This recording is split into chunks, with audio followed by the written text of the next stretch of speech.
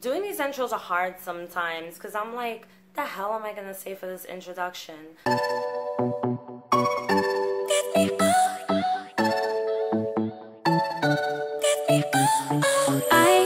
Hello everyone, I'm Tina Marie J. Welcome to this channel. I actually want to start something new. I have to say, before I get into this video, that I am so grateful for every single one of you that watch this channel. I have people that have been watching from the very first video that I made. I really want to make sure that you guys feel super duper appreciated and acknowledged, as you should. You guys know that I don't find number of subscribers important, which is why I have not celebrated the fact that we've made a little over 1,000 subscribers. No, but I'm not celebrating that. Instead, I want to celebrate those subscribers that actually watch the videos, comment, leave messages, and make me feel better and make me feel good about having a channel like this, which is so controversial. So, I want to give a shout out to Brian Frisk. Brian Frisk is always watching these videos and always commenting, and I just have to say that I appreciate you oh so much. Thank you so much for being a part of this channel. It's people like you that keep me going with this on YouTube. Let's get straight into the video now. Am I bashing the ICOC? Here is this chick making videos talking about the ICOC in such a negative way. She must be bitter. She must be angry. Now she's an ex-Christian. She's definitely bitter and angry. And she is trying to put a stop to the ICOC. We gotta put a stop to her before she puts a stop to our church. I am not going to be a smart ass during this entire video. That may creep out every now and then. That's just part of my personality. Am I bashing the ICOC? Why don't we take a look and see what Webster's dictionary says about the word bashing? Okay, so anyone who really knows me personally knows that I Google literally everything. According to Webster's, it says here, bashing is to attack physically or verbally, to strike violently, to injure or damage by striking. Obviously, I'm not physically hurting anyone, but it does mention verbal attacks. I do notice lately that I have some trolls that have been watching any video that has a title ICOC in it so that they could get all in their feelings and see what is Tina Marie J talking about. Those people say that I'm bashing.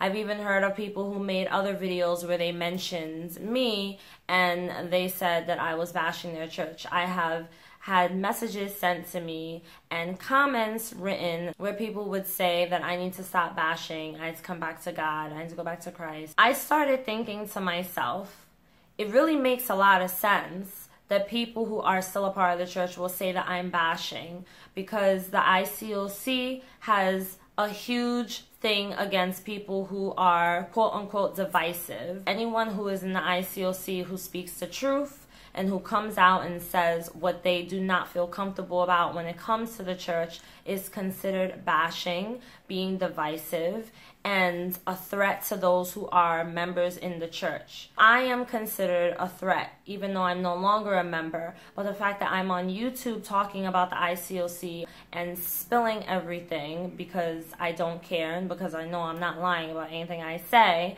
I'm considered bashing. I can totally get why people who are still part of the ICOC would think that, but I feel like you just will see the proof in the pudding. But many of you have been a part of the ICOC and you already know. You know how this goes. I am not here at all to explain myself because I have nothing to explain. However, I have had some people lately send me messages about starting their own channel or their own blog about their experience in the ICOC. You will definitely be told that you are doing something wrong. You will be told that you're bashing. You will be told that you're steering people in the wrong direction.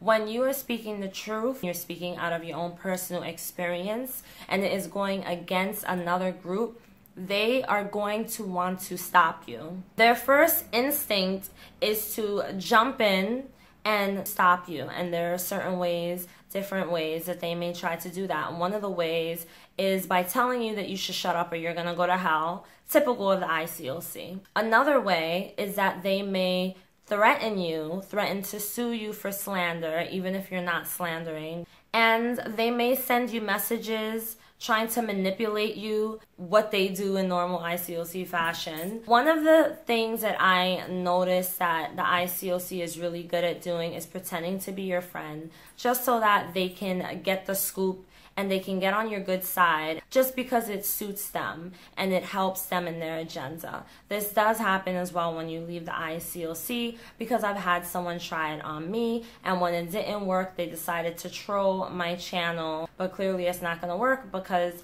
I have a lot of people who experience ICOC for themselves, and so therefore they see for themselves that anything I say, I'm not making it up. So you may have people, or you will eventually have people that will try to get in your way and will try to stop you if you do speak out against the ICOC. And this goes for any cult. Another thing I noticed is that I've had people say, well, have you had any good experiences with the ICOC? Can you take anything good away from the ICOC? And the answer is yes. I actually have had some small good experiences. For a little amount of time, I did have some fun when I started hanging out with people who I thought were my friends. Mostly when we had like family events in the summertime, and we had the barbecues, and we all would go in the park and play volleyball and things like that, and then the kids were hanging out. It was like a whole church thing. Even though I felt very limited, because I felt like I had to be careful with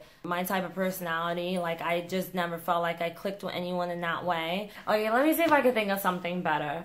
I should have really thought about this before I started this video. I think that's the best I could really come up with. Now, the other question that people often ask, what good did I take away from being a part of the ICOC? The greatest thing I took away from being a part of the ICOC is I learned more about myself. I learned about friendships. I learned more about trusting. And I learned about what I can actually get through in my life. I learned how far things can go in my life, and I can fall and pick right back up again. It taught me how to speak out. It taught me how to not be afraid, not to be intimidated by other people when I feel like I can speak the truth, my truth. It taught me that we all have our own truth, and I'm only speaking my truth, and my truth can help other people. So being a part of the ICOC did teach me something valuable. So thank you, ICOC. I really appreciate you guys for doing that for me. When it comes to the doctrine in the ICOC, I can't say I took anything away positive from that, because my experience felt very negative for the most part because of how it made me feel emotionally and psychologically. See, the thing is that while I was in the ICOC, I thought I was having a good experience. I thought I was enjoying myself, but a lot of it was very forceful. And so when I left the ICOC, then I realized I didn't take a whole lot with me from the ICOC, nor did I want to. I did not want to take that negativity and the way I was feeling when I was a part of the church out with me. I wanted to renew myself and renew my minds, and that's exactly what I did. Now, don't get me wrong, I am not in any way saying that just because I feel like I didn't take anything away, that means that you guys, whoever's watching, didn't take anything positive away from your experience. The ICOC didn't teach you something good. When I was a part of the church, I did think that it was teaching me about real friends. I thought I had loyal people on my side. Someone else may have a different experience. Maybe you watching this video right now, you felt like they did help you get closer to God in some sort of way. You saw what it was like to be a good person while being in that church, because somehow they taught you what it's like to really be a good person with good values and morals. And that's fine. Everyone's experience is different, like I said.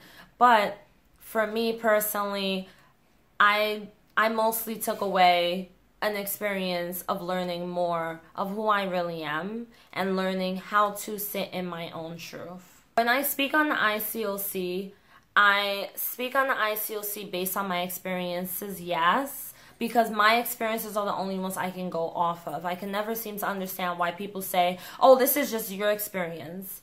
Obviously, it's just my experience. I can't speak for anyone else's. However, I do speak with the knowledge that other people out there who are watching my channel have also shared the same experiences as me. And so I make these videos for those who can relate. I make these videos because I want to help people who are in the ICOC and are afraid to leave the same way that I was. I make these videos because I want people who have recently left or who have even left years ago to know that they can get through life. They can get through the pain. Because you know what, the ICOC or any cult, any kind of church or demanding group that you are a part of, if you're in it for a long time and you put your whole heart into it, yes, it's gonna hurt and it's gonna be difficult at the end. When you leave, you're gonna have to put your life back together. Your life may feel like it's in pieces. Get yourself together and figure it all out. And so I make these videos for those who think that they can't figure it out, because I want those people to know that they can. If you are that person, I want you to know you can and you will figure it out. If I could figure it out, you can figure it out. It does not matter how long you've been a member. If it affects you and if there are triggers, if you feel like you can't trust anyone anymore, if you're worried that you're gonna go to hell or you're scared, you're not the only one who feels that way. Many people have gone through this, and you can't listen to people who are members in the ICOC because of course they're going to back up their church. They're not going to speak ill against their church because they are members of that church. Never will you hear me say anyone's actual name in any of my videos. I will never slander anyone. I will never speak badly about anyone in a way where I'm trying to actually hurt the person. I have never once mentioned any names, and I never will. But I also will not lie, and I will not hide. I will not sugarcoat. And that's just who I am, and that's just what I will continue to do. I do feel it is important that we're careful when we are speaking of other people. At the same time, I care more about those who were hurt by the ICOC than I do about the feelings of the people who are members who insist on watching my videos, even though I probably annoy them. The last thing I want to talk about is current ICOC members discrediting others' experiences. No one can discredit your experience if they haven't had your experience. No one can tell you, oh, you didn't go through this, you didn't do that, that didn't happen to you. No one can tell you that because they did not experience it. That's why it is called your experience, because it is yours and not anyone else's, not mine, not theirs, yours, only your experience. If you ever plan on speaking out against the ICOC and you're an ex-member, then know that you will have some people try and discredit your experience. You will have people say that you're a liar.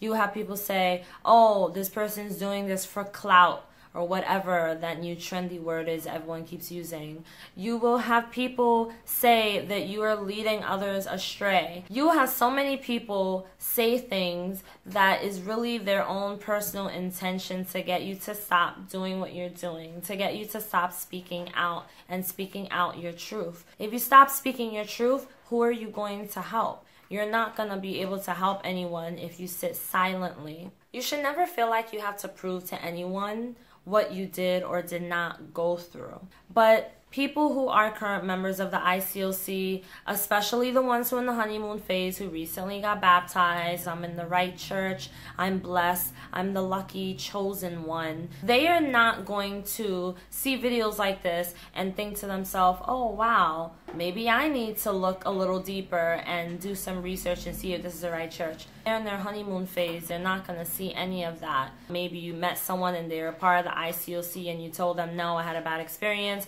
And they're like, oh, well, my experience is great. Okay, well, that's great for you. Unfortunately, that doesn't go for everyone. That's just how it is. My point is, don't sugarcoat, don't hide. If it stinks, then freaking spray the room. Do not be afraid to say it stinks. Find a solution. This is where you come in and you say to whoever it is that's discrediting your own personal experience, excuse me, just because you're having a good time, supposedly, does not mean that I had a good time. And my experience matters, whether you can relate or not, whether you can agree or not. And this is just how we have to be with everything in life, not just when it comes to the ICOC. So the next time that someone discredits your experience when it comes to anything, make sure that you remind yourself that it's okay to follow your own path and live in your own truth.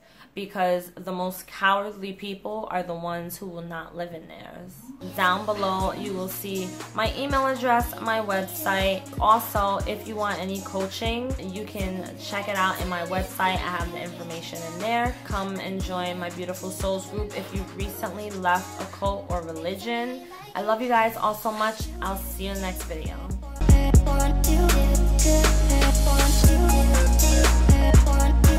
Good.